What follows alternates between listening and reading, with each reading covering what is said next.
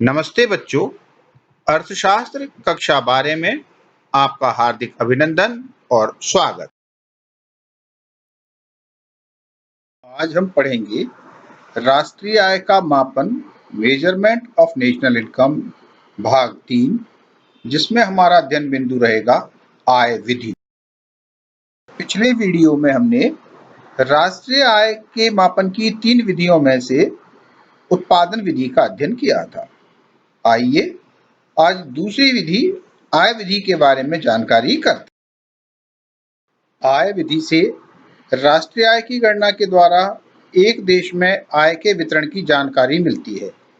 उत्पादन के साधनों, श्रम, भूमि, पूंजी इत्यादि द्वारा उत्पादन किया जाता है। किसी वस्तु व सेवा में उपयोगिता का सृजन या उपयोगिता में वृद्धि करके उत्पादन किया जाता है। उत्पादन के साधनों को उत्पादन का पूर्णतः वितरण हो जाता है। यह वितरण श्रम की कीमत मजदूरी, पूंजी के उपयोग की कीमत ब्याज, भूमि के उपयोग की कीमत लगान, उद्यमशीलता के सेवाओं की कीमत लाभ इत्यादि के रूप में होता है। उत्पादन का पूर्णतः वितरण उत्पादन के साधनों में बांटा जाता है। राष्ट्रीय आय की गणना के लिए उत्पादन के साधनों को वितरित आय के निम्न घटक होते हैं।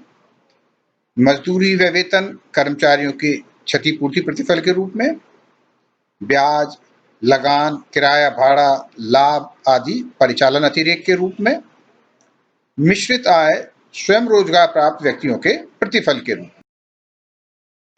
मुद्रा के चक्राकार प्रवाह, सर्कुलर फ्लो ऑफ इनकम के रेखा चित्र से ज्ञात होता है कि वस्तुओं तथा सेवाओं के उत्पादन पर किया गया कुल व्यय उनके उत्पादन में योगदान करने वाले परिवारों व व्यक्तियों को जो उत्पादन के लिए साधन प्रदान करते हैं को मजदूरी, किराया, ब्याज तथा लाभ के रूप में आय प्रभावित होती है। यदि इन सभी प्रकार की आय का जोड़ कर लिया जाए तो हमें कुल राष्ट्रीय आय प्राप्त होती है।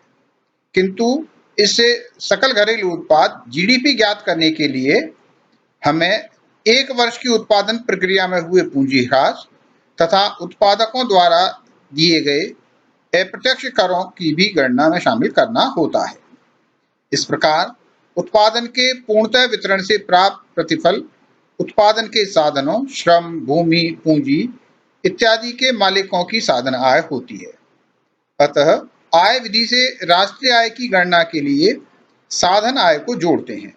इस प्रकार सकल मजदूरी, सकल ब्याज, सकल लगान, सकल लाभ इत्यादि के रूप में प्राप्त प्रतिफलों का योग करते हुए सकल घरेलू आय ज्ञात की जाती है, जिसे आगे समझाया गया है। शुद्ध घरेलू आय या साधन लागत पर शुद्ध घरेलू उत्पाद एनडीपीएफसी बराबर कर्मचारियों का पारिश्रमिक प्लस परिचालन अधिशेष प्लस स्वनियोजितों की मिश्रित आय बराबर मजदूरी प्लस ब्याज प्लस लगान प्लस लाभ प्लस वेतन बराबर W plus I plus R plus P plus S। साधन लागत पर शुद्ध राष्ट्रीय उत्पाद या राष्ट्रीय आय एनएनपीएफसी बराबर एनडीपीएफसी प्लस एनएफआई। यहाँ W वेजेज मजदूरी, I इंटरेस्ट ब्याज, R रेवेन्यू लगान तथा P प्रॉफिट लाभ, S सैलरी वेतन तथा NFI विदेशों से प्राप्त शुद्ध साधन आय है। राष्ट्रीय आय की गणना की सावधानियां। आय विधि से राष्ट्रीय आय की गणना के लिए कई सावधानियां रखनी चाहिए, जैसे नगद के स्थान पर वस्तु व सेवा के रूप में दी जाने वाली मजदूरी, स्वयं के मकान में रहना, उत्पादन का थोड़ा सा हिस्सा अपने लिए रख लेना व आय को सरकार को कम बताना या बताना ही नहीं। ऐसी स्थिति में सावधानी पूर्वक इन सभी मदों को आय विधि से राष्ट्रीय आय की गणना के लिए जोड़ा जाए। धन्यवाद। यदि आपको ये वीडियो पसंद आई तो इसे लाइक करें, शेयर करें और मेरे चैनल को सब्सक्राइब करें।